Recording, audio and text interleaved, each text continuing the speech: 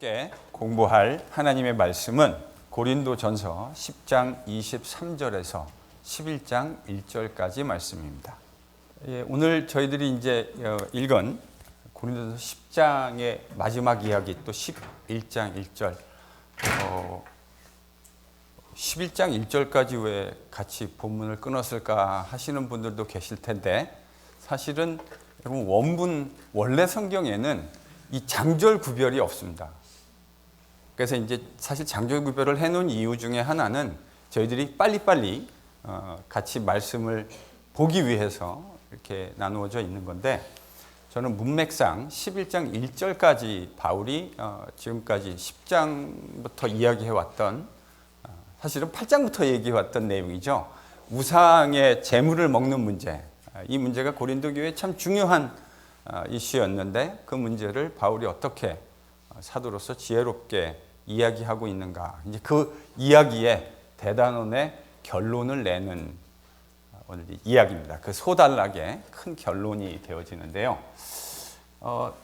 이 전체 내용을 이해하는 것은 사실 저희들이 좀 어려운 주제는 지난주에 했어요. 우상의 재물을 먹는 것이 가하다고 했던 바울이 우상의 재물을 먹는 것이 우상 숭배라고 얘기하는, 마치 표면적으로 보면 두 가지가 충돌되는 듯한 이야기를 바울이 고린도전서에서 이야기하고 있는데, 그 이야기에 대해서 지난주에 저희가 같이 함께 대답을 찾아봤습니다. 그래서 오늘 하는 이야기들은 이제 그 이야기를 어떻게 바울이 결론 짓느냐, 그러니까 사실은 저희들이 오늘 읽은 본문의 이야기를 가만히 묵상해 보면 별로 어려울 건 없는 내용들을 담고 있다는 것을 보게 됩니다. 근데 이제 한 가지 저희들이 좀 생각해 봐야 할 것이, 본문이 말하려고 하는 그 논리적인 흐름에 대해서는 아무것도 어려울 것이 없는데, 여러분 29절과 30절, 좀 이따 다시 가서 보겠지만, 여러분 29절 30절 한번 다시 읽어볼까요? 사실 이제 그 신약 성경을 읽으면 무슨 말을 하려고 하는지, 여러분 문맥이란 것이 그 말의 스테이트먼트의 의미를 좌우한다고 하는 것은 해석학을 공부하는 사람들한테는 가장 기본적인 이야기입니다. 그 말이 담고 있는 의미가 무엇이냐를 알기 위해서는 문맥을 봐라, 이게 이제 가장 기본적인 이야기인데, 29절과 30절의 이야기 자체가 문맥 속에서 말하려고 하는 전체 문맥은 매우 클리어한데, 그런데 29절 30절이요, 이제 고린도전서를 좀 좋아하시고 오래 읽으신 분들은 아시겠지만, 여러분 읽으시면 29절 30절이 이 문맥 속에서 딱 뭐라고 표현해야 되나요? 바로 그 의미가 아하 이렇게 하고 클릭이 잘 되시나요? 잘 안 돼요. 그러니까 본문을 읽더라도 저희들이 왜 이럴 때 있잖아요. 말하려고 하는 바는 분명히 이렇게 분명한 것 같은데, 문맥 속에서. 그런데 그 단어나 센텐스 자체가, 여러분 그럴 때 있잖아요. 이게 약간 붕 떠인 듯한 느낌. 이것이 탁탁 이렇게 톱니바퀴처럼 딱딱 아구가 맞는 것이라기보다는 이것이 붕 떠인 듯한 느낌을 받게 됩니다. 제가 말씀드린 대로 본문에서 이야기하는 큰 흐름은 아주 분명한데, 이제 이 이야기를 여러분과 함께 오늘 같이 좀 정리해 보고자 합니다. 그리고 이제 제가 제시하는, 꼭 맞다는 말씀은 아닙니다. 제가 늘 어떻게 꼭 맞을 수 있겠습니까? 근데 제가 제시하는 좀 새로운 번역과 해석을 좀 시도해 보고 같이 그것이 의미가 있는지 이렇게 같이 한번 좀 생각해 보고자 합니다. 바울은 8장부터 시작해서 우상 재물 먹는 문제를 계속해서 이야기해 오고 있습니다.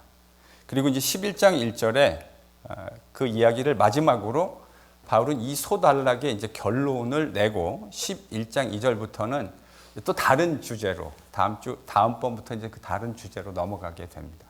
성만찬 문제와 고린도 교회 안에 있었던 남자와 여자의 문제, 이 문제를 바울이 다루게 되는데요.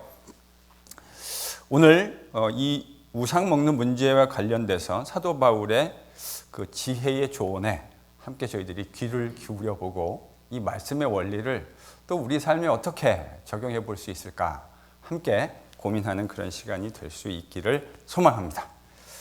여러분 23절, 24절 제가 이제 이렇게 그 제목을 좀 달아봤어요. 뭐라고 해놨죠? 제목을 뭐라고 달아놨냐면 다른 사람의 유익을 위하여. 그리고 1번이라고 달아놨어요. 그리고 그 다음 25절에서 27절은요. 나의 권리와 자유. 28절에서 30절은 다른 사람의 유익을 위하여 to. 그러니까 이제 개념상, 문맥상 요 이야기와 요 이야기가 지금 연결되어 있다라고 하는 것을 좀 이해하실 수 있겠죠. 그러니까 바울은 다른 사람의 유익을 위한 이야기를 하다가 자신이 가지고 있는 자유에 대한 이야기를 하고 그 자신에 대한 자유에 대한 이야기를 마치고 난 다음에 다시 다른 사람의 유익에 대한 이야기. 사실은 바울이 8장부터 지금 10장까지 이야기하고 있는 큰 주제. 우리가 할 수 있는 지식이 있고 할 수 있는 것들이 있지만 그러나 사랑이 덕을 세운다. 사랑이 집을 세운다라고 했던 바울이 8장 1절에 했던 그 언급이 여기서 이제 결론으로 대단원의 결론으로 다시 제시되는 것을 저희들이 보게 될 겁니다. 바울은 23절에서 고린도 교회의 지혜자들, 저는 이렇게 표현하고 싶은데 고린도 교회 지혜자라기보다는 고린도 교회의 자칭 지혜자들, 스스로 지혜 있다고 생각하는 사람들이 즐겨 사용했던 슬로건 하나를 가지고 옵니다. 그게 뭐냐면 모든 것이 가능하다. 당시 헬라 철학 이 이야기는요. 당시 헬라의 철학의 한 분파가 슬로건처럼 내걸었던 스테이트먼트였습니다. 지식을 가지고 있으면 모든 것이 가능하다.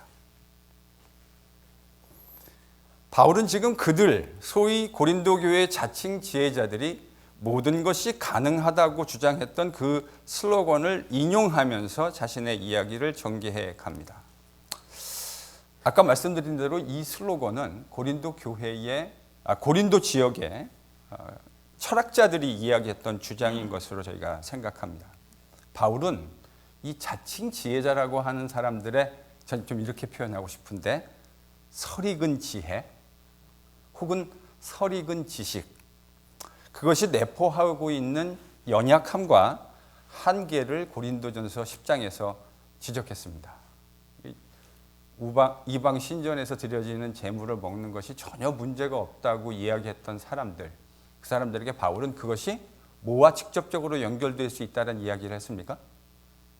그것이 우상 숭배와, 그래서 성만찬의 예를 가지고 와서 우리가 성만찬의 주의 음식을 먹는 것이 그 음식과 합하여 그리스도와 하나가 된다라고 하는 개념으로 그들이 이방 신전 앞에서, 그러니까 그들은 아마 이렇게 생각했던 거죠. 이건 문화적인 일이고 고린도라고 하는 지역 안에서 늘상 행해지는 일이었기 때문에 그다지 그렇게 중요하게 생각하지 않았던 내용인데, 바울은 바로 그들이 가지고 있었던 그런 지식의, 설익은 지식의 연약함과 한계를 지금 지적하고 있는 겁니다. 여기서 가능하다, 바울이 이제 가능하다라는 말을 되게 많이 하죠. 모든 것이 가하나 모든 것이 유익한 것은 아니고 모든 것이 가하나 모든 것이 덕을 세우는 것은 아니라 라고 했을 때 여기서 지금 가능하다라고 이 번역된 단어, 바울이 사용한 단어는요, existing이라고 하는 단어입니다. 근데 이 단어는 되게 유명한 말이에요. 그러니까 복음서에서도 예수님과 율법학자들이 논쟁하는 단락에서 이 단어들이 상당히 많이 등장해요. 모든 것이 가하다라고 번역했는데 사실 이걸 어떻게 번역해야 되냐면요, 합법적이다. existing이란 말은 합법적이다라는 말로 번역하는 것이 좋아요. 왜냐하면 신약성경 다른 곳에서 주님과 율법학자들이 논란을 하는 단락에서 이 단어가 지속적으로 사용되거든요. 그때마다 이렇게 하는 것이 가하냐, 합법적이냐, 이렇게 챌린지가 됐거든요. 안식일에 예수께서 병자를 고치시는 것이 가하냐, 그럴 때 무슨 단어가 사용됐다고요? existing, 이 단어가 사용됐어요. 자, 그러니까 여기서 가능하다고 번역된 단어는 합법적이다라는 말로 저희들이 번역하는 것이 좀 좋을 것 같은데, 유대인들과 헬라인들이요, 자신들의 컨텍스트에서 이것을 좀 다르게 사용했습니다. 유대인들은 주로 어떠한 행위들이 율법에 합한지, 율법에 따른 합법적인 것인지를 물을 때 주로 이 단어를 사용했고, 헬라 사람들은 이것이 주로 로우 코트에서 이것이 합법적인 행위였느냐라는 것을 따질 때 이 existing이라는 단어가 주로 사용되었습니다. 그러니까 법정적인 용어다 이렇게 저희들이 좀 이야기할 수 있을 것 같습니다. 바울이 지금 이야기하고 있는 상황이라고 하는 것이 이런 것 아닙니까? 바울이 지금 고린도 교회에 있는 어떤 사람들의 주장이 때로는 그들이 전적으로 잘못됐다라고 이야기도 했고 어떨 때는 그들의 주장이 합법적이기는 하지만 그것이 그들의 상황 속에서 적절하지 않다. 지금 바울이 두 가지로 이야기하고 있는 거잖아요. 지금 저희들이 이야기하고 있는 맥락이 뭐냐면 맥락을 좀 다시 돌아가 보죠. 우상에게 절해졌던 재물을 먹는 것이 가능하냐, 합법적이냐라는 이야기를 지금 하고 있는 거죠. 바울은 어떨 때는 그것이 완전히 잘못됐다라고 이야기했습니다. 지난주에 어떤 문맥이었죠? 우상 숭배와 연결될 때. 그러니까 이런 문맥이라고 말씀드리지 않았습니까? 고린도라고 하는 도시 안에 매우 일반적으로 우상 숭배하는 그것이 마치 문화처럼 하나의 그들의 삶처럼 인식되어졌고 그들의 삶의 한 부분이 되었는데 그럴 때 이방인 친구들이 고린도 교회 성도들을 그 자리에 초대하는 거죠.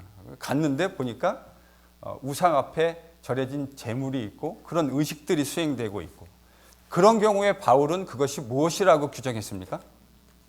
그 우상의 제물을 먹는 것이 우상 숭배라고 규정했습니다. 그런데 어떨 때는 모든 것이 가하다, 어떨 때는 옳기는 하지만 유익하지 않다 이렇게 얘기했습니다. 이 경우는 어떤 경우였습니까? 시장에 유통되어지는 고기. 사실 참 어려운 일일 수 있잖아요. 그리스도인이라고 한다면 시장에서 유통되는 고기가 이것이 우상에게 절해졌는지 아니면 퓨어하게 도축되어졌는지 이런 것들 잘 알기 어려운 것이 현실적인 상황이었겠죠. 바울은 그런 상황에 그것을 먹는 것이 잘못된 것은 아니지만 그것이 유익한 일이 아닐 수 있다고 하는 사실을 그런 취지로 이 이야기를 전개해 갑니다. 바울은 이제 오늘 이야기하는 건 이런 이야기예요. 합법적이기는 하지만 유익하지 않기 때문에 이것을 하는 것이 가하다. 즉 합법적이긴 한데 그것이 유익하지 않기 때문에 그 이야기들을 지속적으로 해나갑니다. 지식적으로 문제가 없는 일이에요. 그렇게 해도 아무런 지식적으로 문제를 일으키지 않는 일이기는 한데 그런데 그것이 꼭 덕을 세우는 일이 아닐 수 있다고 하는 것을 기억하라고 이야기합니다. 여기서 덕을 세운다라는 말은 바울이 지금 8장에서도 사용했고 또 10장에서도 사용하고 있는 집을 세운다. 덕을 세운다라는 말이요. 오이코도메오, 집을 짓는다, 집을 세운다 이 말입니다.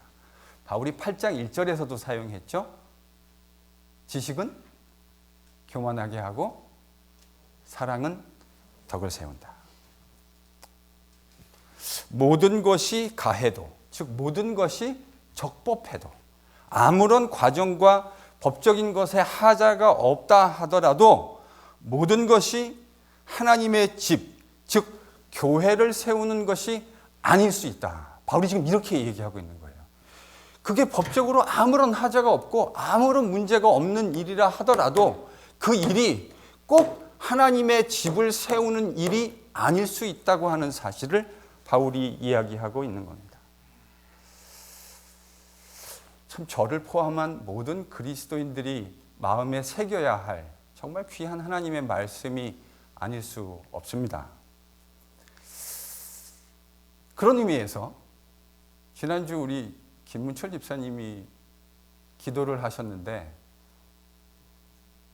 이제 제 기억이 맞으면 고린도전서 성경 공부를 배우신 것을 그동안 하나님 말씀을 잘 적용해가지고 기도를 하셨습니다.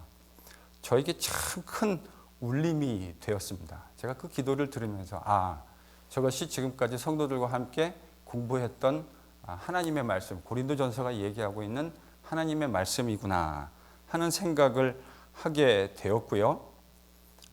또 8장을 저희들이 공부할 때 어느 집사님이 성경 공부 끝나고 저한테 그러셨어요. 8장 1절에서 바울이 했던 그 이야기, 지식은 우리를 교만하게 하지만 사랑은 하나님의 집을 세운다.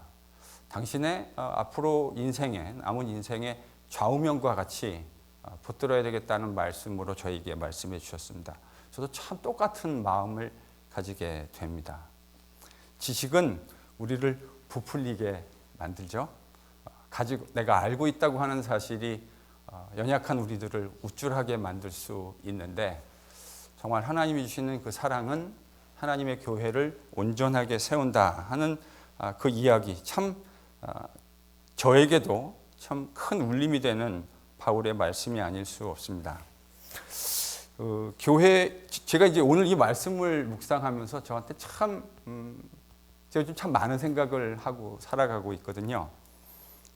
교회 목사로 교회를 섬겨 나가는 일에 있어서 교회를 바로 세우는 결정이라고 하는 것이 참 쉽지 않은, 저한테는 이게 이렇게 들려요. 적어도 저는 아주 정직하게, 그리고 저희 모든 다른 분들도 마찬가지겠지만 아주 정직하게 교회를 위한 일이라고 생각하고 저희들이 하고 있는데, 때때로 그런 결정들 속에 여전히 참 부족하구나,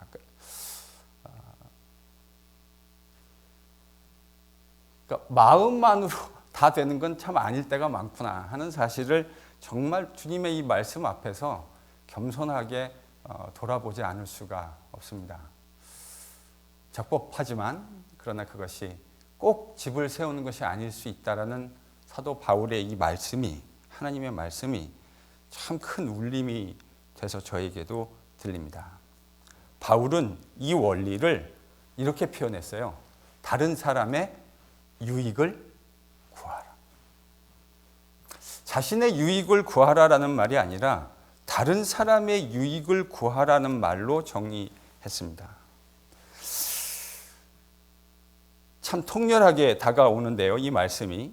그리스도인들은 자신들의 권리와 이익을 추구하는 사람들이 아니라 함께 있는, 같이 살아가고 있는 다른 사람들, 그 타인들의 유익을 추구하고 교회를 함께 세우는 일에 힘써야 한다. 특별히 교회를 섬기는 역할을 맡은 사람들은 말할 것도 없다. 그런 생각을 하게 됩니다. 바울은 다른 사람의 유익을 구하라고 하는, 그러니까 지금 고린도 교회에서 일어나고 있는 이 일을, 이 문제를, 이 이슈를 해결하고 있는 큰 원리가 나의 유익에, 나의 자유가 아니라 다른 사람의 유익을 구하라고 하는 것으로 설명하고 있어요. 그리고 이제 25절과 27절에서 자신이 가지고 있는 권리와 자유, 바울의 목회했었던 고린도 교회에서 빈번하게 발생할 수 있는 상황 두 가지를 상정합니다. 여러분 25절과 27절을 보면 첫 번째 상황은 어떤 상황인 거죠? 시장에서 파는 고기를 먹는, 그걸 사 먹는 경우를 상정한 이야기입니다. 두 번째는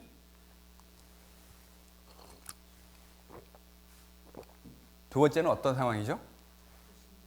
어떤 불신자의 집에, 가정에 식사 초대를 받은 상황입니다.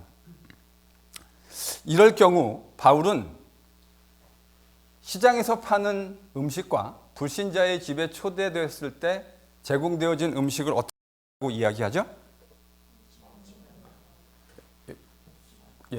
원리가 이겁니다. 묻지 말고 먹으라.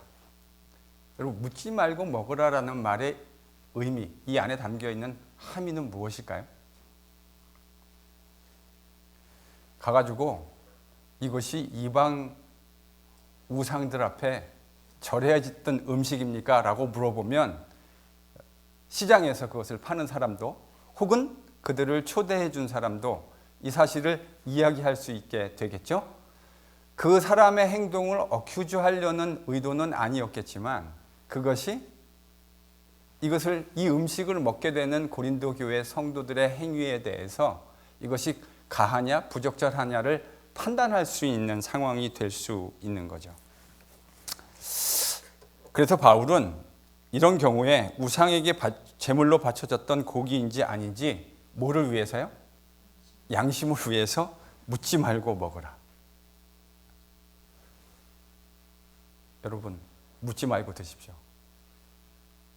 누가 좋은 것을 주시면 그것이 어떤 것인지 이유를 묻지 말고 어떻게 된 것인지 묻지 말고 먹으면 됩니다. 바울은 이렇게 말했는데 이 말을 한 이유는 당시 유대인들의 율법과 연관되어져 있습니다.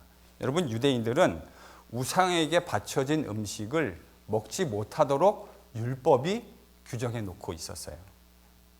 그래서 우상에게 절해진 음식을 유대인들은 율법에 따라 먹을 수가 없었습니다. 고린도와 같이 우상 숭배가 빈번했던, 그리고 그것이 마치 문화적으로도 행해지고 있었던 도시에서 유대인들에게 이거 되게 민감한 사안이지 않았겠습니까? 여러분, 우리가 지금 미국에 살고 있잖아요. 근데 이 미국 안에도 매우 컨서버티브한 주들이 있습니다. 유대인들이. 그렇죠? 그래서 그 사람들은요, 혹시 여러분들 가운데 유대인들을 네이버로 가지고 계시거나 친구로 가지고 계신 분들은 이런 경험을 종종 하는 일들이 있으실 겁니다. 고기를 주면은 뭐냐고 묻죠. 뭐라고 묻습니까? 코션이야. Is it kosher? 여러분, 코스코에도 가면요, 일반 도축된 고기 말고 한 섹션이 따로 뭐라고 냉장고가 딱 이렇게 돼 있죠. 그렇죠? 뭐라고요? kosher. 유대인들이 왜 이렇게 하는 걸까요? 율법에 따라, 그 유대인들은 율법에 따라 지금도 우상에게 절해졌거나 혹은 유대인들이 생각하고 있는 율법이 정해놓지 않은 합법적이지 않은 방식으로 도축된 음식들을 먹지 않겠다고 하는 그들의 종교적 신념의 반영입니다. 그래서 코스코에도 가면요, 고기 섹션 중에 코셔 섹션이 따로 있어요. 물론 더 비쌉니다. 물론 더 비쌉니다. 그럴 수밖에 없겠죠. 특별한 도축 방법으로 도축된 거니까 더 비쌀 수밖에 없겠죠. 바울이 말하는 것은 시장에서 고기를 살 때 유대인들처럼 그게 율법에 부합하는지 아닌지 묻지 말고 그냥 사 먹으라는 겁니다. 여러분, 이 말은 결코 양심을 속이라는 말이거나 아니면 율법을 마구잡이로 무시해도 좋다라는 그런 취지로 이야기하는 것은 아닙니다. 유대인들은 율법이 금지한 음식을 먹을 수 없었습니다. 그러나 여러분, 그리스도인들은 유대인들이 이야기하는 그런 음식, 율법에 관련된 음식법을 따라갈 필요가 있습니까? 있습니까? 없습니까? 대답을 정확하게 하셔야죠. 여러분, 있다고 대답하시면은 오늘부터 뭐 드시면 안 되냐면요, 여러분의 식단이 아주 많이 위축이 되실 겁니다. 뭐 드시면 안 되죠? 일단 돼지고기 드시면 안 돼요. 삼겹살 이런 거 드시면 안 됩니다. 또요? 오징어, 장어, 한국 사람들이 좋아하는 온갖 것들은 거기에 다 들어있네요. 새우, 가재, 랍스터 드시면 안 됩니다. 큰일 났습니다. 그리스도인들은 율법 아래 있지 않습니다. 그러면 이걸 저스티파이를 하셔야죠. 왜 이렇게 말할 수 있죠? 왜 우리는 삼겹살을 먹어도 괜찮고, 왜 맛있는 랍스터를 먹어도 괜찮고, 새우 같은 것, 오징어 왜 먹어도 괜찮습니까? 왜 그렇습니까? 마가복음 7장 19절을 좀 펴보십시오. 누가요? 우리 주님께서 모든 음식이 이제 하나님께서 우리 주님을 통해서 새롭게 만드시는 새로운 창조의 세상에서 우리가 먹는 모든 음식이 다 깨끗하다, 이렇게 구약의 정결법과 그 음식법에 우리가 매여 있을 필요가 없다라는 말씀을 이렇게 땅에 계실 때 말씀해 주셨습니다. 그리고 여전히 그렇게 말씀해 주셨음에도 불구하고 이 말의 의미를 잘 모르고 있는 베드로에게 성령께서 환상 가운데 나타나셔서 보자기 사건 기억나시죠? 보자기가 내려와서 그 안에 율법이 정해놓은 온갖 정하지 못하다고 했던 것을 하나님께서 베드로에게 먹으라 이렇게 말씀해 주셨습니다. 그래서 바울이 뭐라고 지금 권면하고 있는 겁니까? 묻지 말고 먹어라. 묻지 말고 먹어라. 얼핏 보면 아까 바울이 얘기했던, 지난주에 저희들이 얘기했던 이 음식 먹는 규정에 대해서 우상 숭배와 연관해서 그가 금지했던 것과 모순된 것처럼 보이기는 합니다. 자, 어떻게 설명할 수 있다고 했죠? 신전에서 그 그러니까 우상 앞에 드려졌던 음식이라고 하는 의혹을 살 수 있는 상황에서는 먹으면 안 된다. 그러나 시장이거나 아니면 불신자 친구들이 식사 초대를 해서 함께 밥을 먹고 있는 상황이라고 한다면 어떻게 하면 되죠? 그냥 묻지 말고, 그것이 어디서 왔는지 묻지 말고 먹으면 되는 겁니다. 문제가 되는 건 음식 자체라기보다는 그 음식과 연관되어진 우상 숭배 행위를 바울이 지금 다루고 있는 것이기 때문에 그렇습니다. 설사 그것이 우상에게 바추어졌던 음식이라 하더라도 그냥 음식을 먹는 것일 뿐 우상 숭배와 연관이 없는 것이라고 한다면 그것은 무방한 일이다. 바울은 지금 그렇게 이야기하고 있습니다. 왜냐하면 세상에 있는 모든 것이 누구의 것이라고요? 다 주님의 것이다. 모든 것을 주님께서 이미 깨끗게 하셨기 때문이다. 바울은 이제 그렇게 이야기합니다. 그래서 바울은 다시 이제 28절에서 30절에 와서 그가 처음에 다루었던 다른 사람의 유익을 위하여라고 하는 이 큰 주제, 자신의 유익을 구하지 않는 다른 사람의 유익을 구하는 이 큰 명제에 대해서 다시 돌아옵니다. 바울은 자신의 자유가 다른 사람에게 유익하지 않다고 한다면 그 자유를 행사하지 말 것을 권면하고 있습니다. 그것이 아무리 합법한 일이라 하더라도 다른 사람에게 유익이 되지 않는다고 한다면 그것을 행사하지 말라. 당신이 가지고 있는 그 자유를 행사하지 말라라고 이야기하는 거죠. 다시 어디로 돌아가는 거예요? 23절과 24절에서 이야기했던 바로 그 원리로 돌아가는 것입니다. 바울은 그래서 어떤 상황을 다시금 브링업하냐면 불신자로부터 식사 초대를 받은 상황을 상정합니다. 불신자가 식사에 초대했어요. 그리고 우상에게 바쳐졌던 음식이 차려졌을 가능성이 좀 많이 있을 수 있지 않겠습니까? 그런데 유대인들이 그랬던 것처럼 양심에 걸려서 먹어야 할지 말아야 할지 묻지 말고 그냥 먹으라고 이야기합니다. 그런데 만일 그 식사 초대했던 불신자가 혹은 그 테이블에 어떤 다른 불신자가 그 음식이 우상에게 바쳐졌던 제물이라는 사실을 이 고린도 교회 성도에게 상기시켜 준다면 어떻게 하래요? 먹지 말아라. 먹지 말아야 하는 이유는 무엇입니까? 먹지 말아야 하는 이유를 바울이 지금 뭐라고 설명하고 있죠? 양심을 위해서요. 근데 그 양심은 누구를 위한 양심입니까? 자신을 위한 양심이 아니라 다른 사람을 위한, 타인을 위한 양심을 위해서 먹지 말라고 이야기합니다. 왜냐하면 우상의 음식인 줄 알면서도 성도가 그것을 섭취했을 경우에 이방인들에게 마치 그리스도인들이 우상 숭배에 관여하는 사람이라고 잘못 오해될 수가 있기 때문인 거죠. 그러니까 지금 바울은 먹는 것, 하나님이 이미 다 우리 주님께서도 이 땅에 계실 때 모든 것이 다 깨끗하다. 사실 우리 안으로 들어오는 우리를 더럽게 만드는 것이 아니라 우리 안에서 마음 안에서 나오는 것이 우리를 더럽게 한다. 이렇게 원리를 말씀하셨고 베드로에게도 모든 음식을 주님께서 이미 깨끗하게 하셨다는 원리를 말씀해 주셨음에도 불구하고 먹는 것이 그러니까 여러분 뭐라고 얘기해야 되죠? 먹는 것이 합법적입니까? 불법적입니까? 합법적입니다. 합법적이지만 그것이 유익하지 않을 수 있고 합법적이지만 그것이 집을 세우지 않을 수 있다고 바울이 지금 이야기하고 있는 거예요.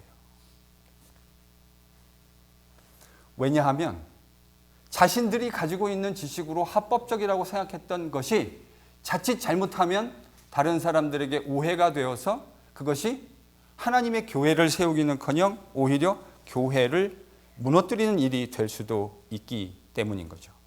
그래서 바울이 이 이야기를 지금 이 맥락 안에서 하고 있는 거예요. 자, 근데 이제 여러분 29절, 30절을 좀 생각해 봐야 될 것 같은데 이런 맥락에서 29절, 30절을 저희들이 읽어야 합니다. 그런데 일단 우리 개역개정은 번역이 좀 좋지 못해요. 왜냐하면 끊어야 할 것을 끊어놓지 않았기 때문입니다. 무슨 말이냐? 29절을 읽으시면 사실은 이게 바울은 두 센텐스로 썼습니다. 어디서 문장이 하나 끝났을 것이라고 유추해 보실 수 있을까요? 가용한 한글 성경이나 혹시 가용한 영어 성경이 있으시면 아마 영어 성경은 이걸 세퍼레이트 해가지고 두 개의 센텐스로 번역해 놓았을 겁니다. 거의 모든 성경이 그랬을 것. 제가 다 찾지는 않았지만 상당수가 그렇게 번역해 놨는데요. 이렇게 먼저 번역하셔야 돼요. 끊어야 돼요. 제가 이렇게 한번 번역해 볼게요. 내가 말한 양심, 내가 양심이라고 말했을 때 내가 의도했던 건 너희의 양심을 말하는 것이 아니라 남의 양심을 말하는 것이다. 바로 이렇게 하고 이제 하나 끊었어요. 문장을. 그리고 그 뒤에 이제 우리나라 말로도 어찌하여 이렇게 돼 있잖아요. 어찌하여 내 자유가 남의 어디 있습니까? 어찌하여 내 자유가 남의 양심으로 말미암아 판단을 받겠는가? 이게 이제 하나의 또 문장입니다. 그러니까 지금 이게 마치 바울이 그냥 쭉 내가 말한 양심은 너희의 것이 아니요 남의 것이니 어찌하여 내 자유가 남의 양심으로 말미암아 판단을 받으리요. 이게 마치 그냥 하나로 쭉 읽으면 저는 바울이 말하려고 하는 레토릭이 잘 살지 않는다고 생각해요. 사실은 참 구문적으로는 어려운 구문입니다. 설명하기가 쉽지는 않아요. 그런데 문맥 속에서 말하려고 하는 바는 분명하죠. 뭐죠? 지금 문맥은 뭘 말하려고 하는 거예요? 나의 유익이 아닌 다른 사람의 유익. 내 양심이 아니라 다른 사람의 양심을 위해서. 지금 바울이 그 얘기하고 있는 거잖아요. 그러니까 이걸 어디서 끊으셔야 되냐면 내가 말한 양심은 너희의 것이 아니고 다른 사람의 것을 내가 말한 것이다. 지금 이렇게 하고 하나 딱 끊어야 돼요. 그리고 새로운 문장을 시작하셔야 돼요. 어찌하여 내 자유가 나의 양심으로 말미암아 판단을 받아야 한다는 말인가? 30절도요. 사실은 똑같이 의문문인데요. 내가 감사함으로 참여하였다면 왜 내가 감사함으로 하는 것에 비방을 받아야 하는가? 이 두 개가 저는 같은 맥락에서 바울이 던지고 있는 질문인 것 같습니다. 조금 어렵죠? 사실 이런 거는 신학생들한테 원문을 보여주면서 설명을 해야 이것이 아주 딱 떨어지는데 번역본을 가지고 설명하는 것에는 조금 한계가 있을 수 있습니다. 근데 저는 이제 이걸 어떻게 읽으려고 하는 거냐면 여러분 저를 좀 보세요. 지금 바울이 말하려고 하는 것 다른 사람의 양심을 위해서다. 지금 이렇게 얘기하고 있는 거잖아요. 다른 사람의 유익을 위해서다. 이렇게 얘기해 놓고 저는 이렇게 읽으려고 하는 거예요. 29절의 B와 30절에 등장하는 내용이 바울이 말하는 것에 대해서 다소 불만을 가지고 있는 사람이 바울에게 하고 있는 이야기로 읽으려고 시도하는 겁니다. 제 말이 좀 이해가 되시나요? 이해가 잘 안 돼. 저쪽에서 이해가 잘 안 되신다고 그러죠. 지금 이 이야기를 다 바울이 이야기하는 것처럼 저희들이 그동안 읽어왔거든요. 근데 사실은 어떻게 읽으라고 제가 맞다는 거 아닙니다. 좀 이렇게 한번 왜냐하면 구문이 너무 어려워서 이게 바울이 말한 걸 이해하면 이렇게 클리어하게 딱 떨어지지가 않아요. 그래서 제가 또 다른 읽기를 한번 제안해 보려고 하는 거예요. 우리가 지금 뭐 하는 거니까요? 우리 공부하는 거잖아요. 공부하는 거니까 이렇게 읽을 수 있는 가능성이 있거든요. 구문을 보면. 지금 다른 사람의 유익을 위해서 일하라 그러니까 자기가 자유를 가지고 있는 사람이 지금 기분이 어떤 거죠? 별로 안 좋아요. 별로 안 좋은 거예요, 지금. 내가 자유를 가지고 있는데 내 자유가 왜 남의 양심으로 말미암아 판단을 받아야 하는 거죠? 그러니까 이건 제가 좀 제안하는 읽기에서는 바울이 하는 말이 아니라 바울과 반대편에 있을 법한 고린도 교회의 어떤 성도가 하는 말로 읽는 겁니다. 왜 내 자유가 다른 사람에게 그 다른 사람의 양심에 의해서 판단을 받아야 하는 겁니까? 바울은 지금 다른 사람의 양심을 위해서 당신의 자유를 기꺼이 포기하고 양보해 주라고 얘기하고 있는 거잖아요. 그러니까 이 사람이 기분 나쁜 거예요. 왜 내 자유가 다른 사람의 양심에 의해서 판단받아야 되는 겁니까? 같은 맥락에서 30절도 만일 내가 감사함으로 이렇게 먹고 여기에 참여하는 건데 내가 감사하는 일이 왜 이렇게 비방을 받아야 하는 것입니까? 저랑 이제 조금 맥락이 통하시셨나요? 집사님 어떻게 좀 저랑 세임 챕터에 와 계십니까? 그럼 또 설명해야 되는데. 그러니까 바울이 말하려고 하는 지금 큰 이 대지, 다른 사람의 유익을 위하여 하라고 하는 것에 대해서 이야기를 딱 듣고 바울이 가설적으로 자신의 이야기에 반대할 만한 사람의 이야기를 2개의 센텐스로 집어넣은 거예요. 아니 왜 내 자유가 다른 사람의 양심에 의해서 판단받아야 되는 거죠? 내가 감사함으로 이 음식의 자리에 참여했는데 이 감사함으로 참여한 것이 왜 다른 사람에게 비난받아야 하는 것입니까? 바울은 제가 제안하는 읽기에 따르면 이 대답을 하지 않습니다. 그리고 저는 어떻게 된다고 생각하냐면 29절, 30절의 이야기를 이 가설적인 사람이 하고 난 다음에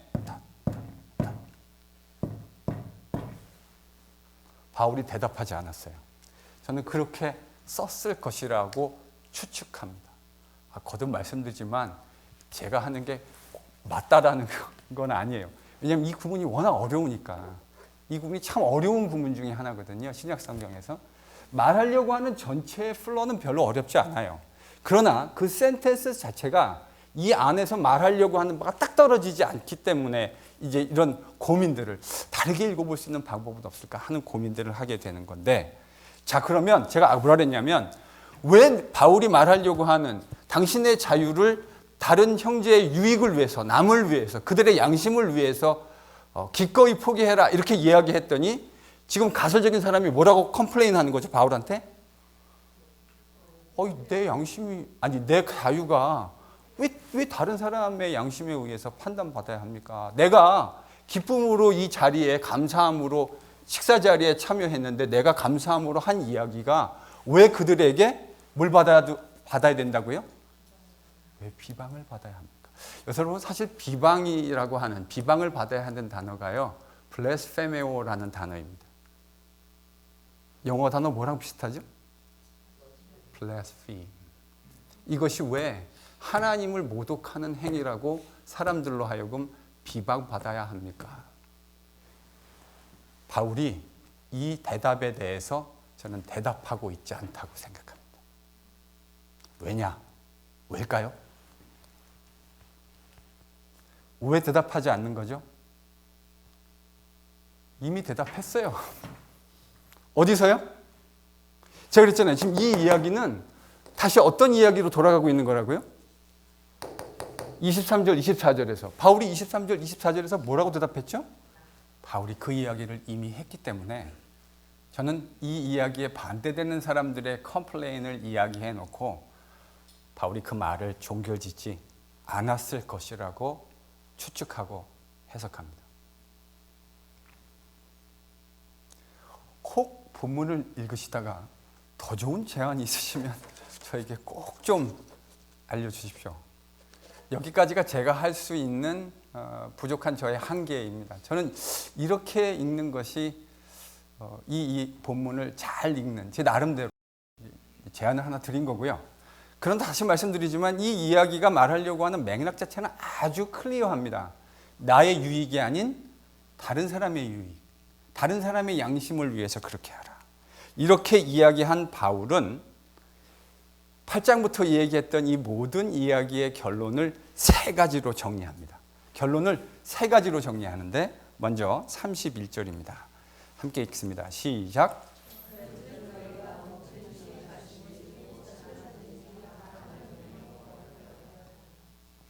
한마디로 요약하면 뭐죠? 결론이 세 가지라 했는데 저희가 오늘 이게 교회당을 예배당을 떠나갈 때에 마음속에 세 가지 프레이즈를 가지고 왔으면 좋겠어요. 첫 번째 뭐라고 31절을 요약할 수 있겠습니까? 하나님의 영광을 위하여. 바울이 지금 이야기하고 있는 모든 내용들은 하나님의 영광을 위하여입니다. 바울은 지금 먹는 것에 대한 이야기를 하고 있었죠. 그렇죠? 우상 제물에 먹는 문제에 대해서 이야기하고 있는데 바울은 먹는 것뿐만 아니라 심지어 마시는 것까지, 그리고 먹는 것과 마시는 것에 국한되는 것이 아니라 더 확대시켜서 모든 일을 누구를 위해서요? 하나님의 영광을 위하여.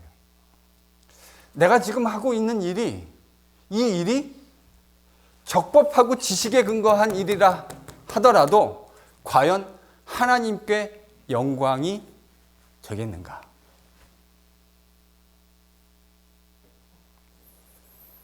바울은 이 원리를 모든 신자들의 삶 속에서, 그들의 모든 삶 속에서 적용해야 된다. 그렇게 이야기하는 겁니다.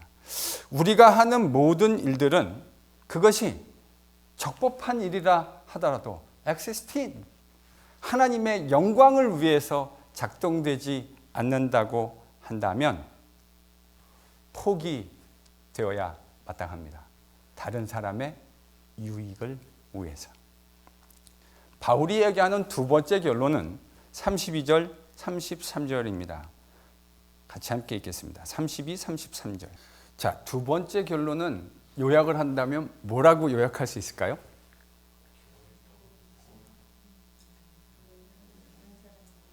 거치는 자가 되지 말라.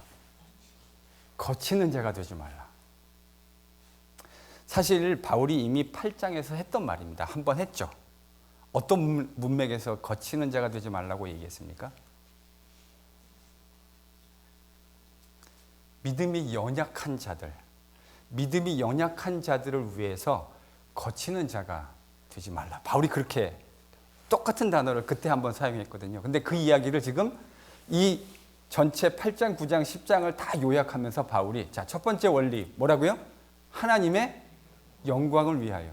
그것이 합법적으로 지식에 근거해 있다 하더라도 뭐를 위해서요? 하나님의 영광을 위해서. 그것이 아무리 지식적으로 옳아도 하나님께 영광이 되지 않는다면 안 된다고 지금 바울이 얘기하고 있는 거죠. 두 번째, 거치는 자들이 되지 말고 뭐가 되라고 얘기하냐면 사람들의 유익을 구해라. 정말 놀라운 결론은 세 번째입니다. 여러분 11장 1절을 같이 읽습니다. 시작.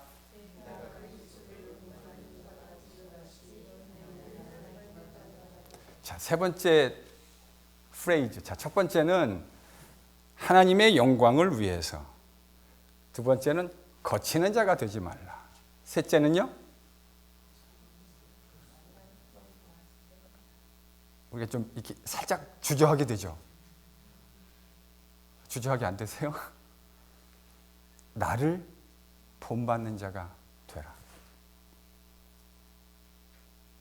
참 어려운 이야기라고 하는 것 제가 설명드리지 않아도 여러분이 잘 이해하실 것이라고 생각합니다.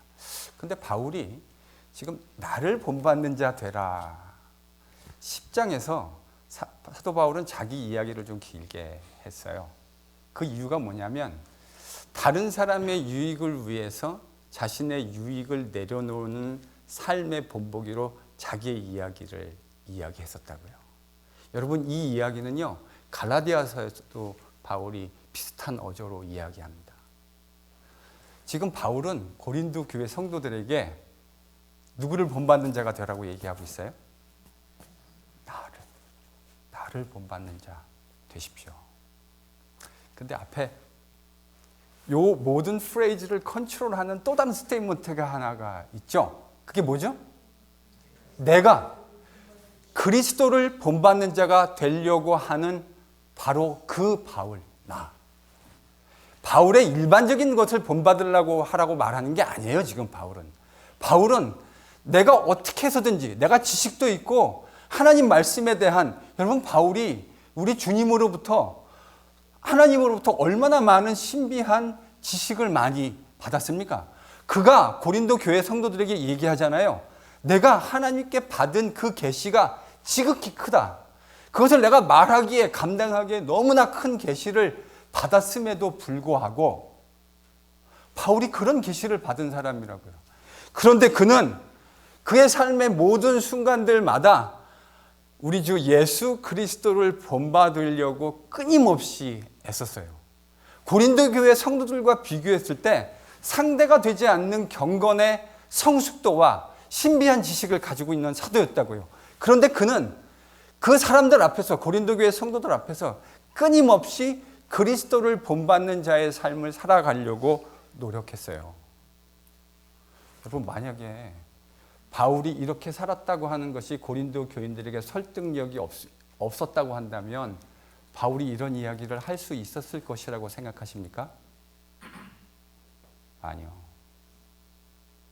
바울은 딴 거는 몰라도 우리 주님을 닮으려고 하는, 그런 그리스도를 본받는 자가 되려고 하는 그 철저한 영적인 몸부림을 고린도 교회 성도들이 보는 앞에서 신실하게 살았습니다.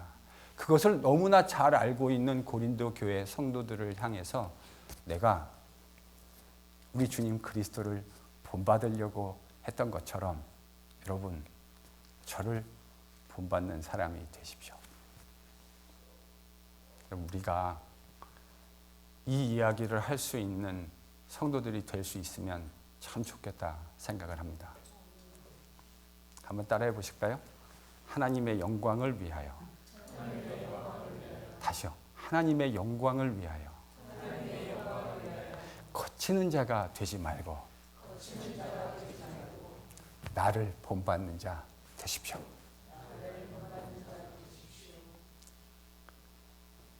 사도 바울이 이야기하는 이 귀한 말씀의 결론들이 우리가 살아가는 동안에 저희들이 늘 프랙티스할 수 있는 말씀이 되었으면 좋겠습니다. 다시 한번, 하나님의 영광을 위하여. 거치는 자가 되지 말고 나를 본받는 자 되십시오. 기도하겠습니다.